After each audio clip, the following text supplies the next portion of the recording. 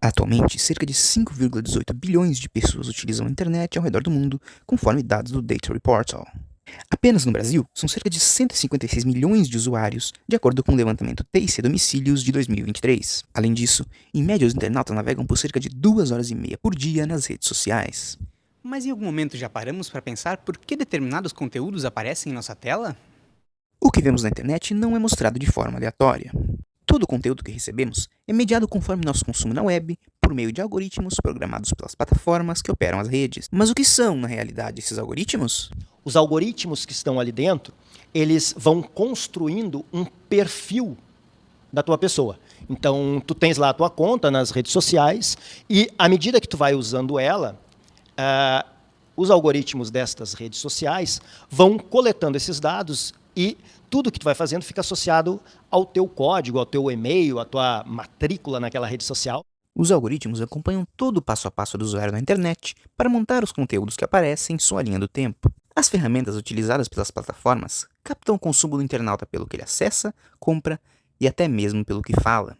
E tudo isso de forma legal, porque o usuário aceita os termos de uso dos smartphones e aplicativos, muitas vezes sem ler. A partir do momento que a gente está com o telefone no bolso, ligado, 100% do tempo, os dados que a gente chama de privados, eles são coletados.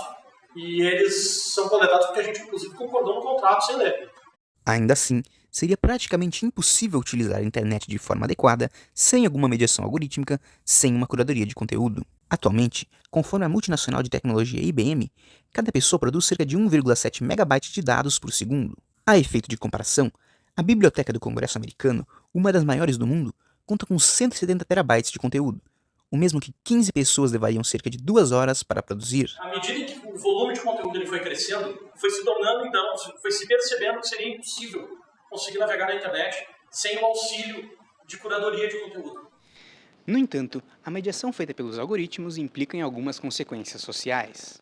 Ao consumir praticamente apenas o conteúdo que gosta, o usuário pode acabar dentro de uma bolha social e não lidar de forma saudável com o diferente. Como o consumidor ele é condicionado a consumir conteúdo que ele concorda, porque o algoritmo vai entregar aquilo que ele vai dar like, aquilo que ele vai compartilhar, ou seja, os temas e os conteúdos que ele concorda, incluindo as opiniões. Existe uma dificuldade muito grande de lidar com uma opinião divergente. A opinião divergente ela se torna personalizada. Tu não concordar comigo significa que tu é meu inimigo. Por quê? Porque a gente não sabe lidar com esse contraditório. Além disso, há seres humanos por trás da criação e programação destes algoritmos. Pessoas que também têm opiniões e trabalham para as empresas que controlam as redes sociais e definem os parâmetros que a mediação algorítmica delas terá. O sujeito que cria um algoritmo, ele pode determinar quais pesos para quais temas a curadoria vai balançar. Então a gente olha para grandes plataformas que são vistas como empresas públicas. Nesse caso não é, a gente tem empresas privadas que parecem empresas públicas, que eximem completamente da responsabilidade da produção de conteúdo, uma vez que não produzem conteúdo. Quem produz são outros usuários. Vou te dar um exemplo do Twitter, por exemplo. Né?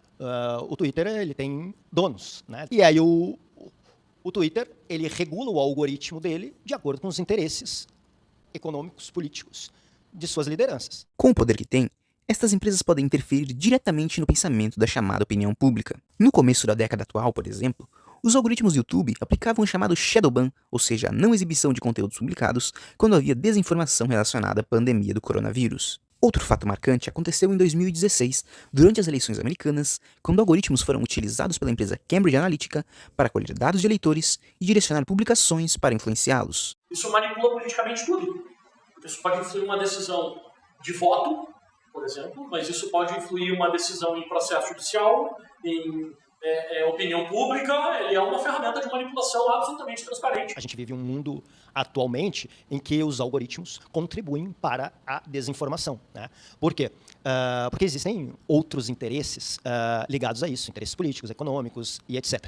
Para os especialistas, a maneira mais adequada de combater os efeitos colaterais da mediação algorítmica é a criação de leis que regulamentem sua operação. E eu imagino que, aos poucos, a gente vá construindo uma série de regulamentações que possam fazer com que a sociedade ande de maneira mais adequada em relação a essa disseminação de informação e que os algoritmos, né, na verdade, contribuam para uma sociedade melhor e não para uma sociedade pior. A mim me parece mais interessante se esse projeto de lei de fake news fosse um projeto de regulamentação de algoritmo. Porque a fake news utiliza do algoritmo para circular. Isso, inclusive, eliminaria o raciocínio da bolha. De que forma? Obrigar que na parametrização do algoritmo de curadoria de conteúdo se colocasse espaço para o contraditório. De momento, não há leis específicas no país relacionadas aos algoritmos, nem mesmo no Marco Civil da Internet. Todavia, é possível treinar a mediação algorítmica para apresentar conteúdos mais diversos. Uma opção para cada usuário é tentar ensinar para o algoritmo que tu quer os dois lados da mesma história. Eleições. Vem o conteúdo de uma ideologia política ideológica. Beleza. Tu pega aquele conteúdo. E aí tu diz, e o que está pensando o outro lado? E tu ensina para o algoritmo que não adianta me mandar um lado só. Eu quero ver os dois lados da história. Não há para onde correr. A gente construiu uma sociedade em torno disso. Há de haver uma tomada de consciência.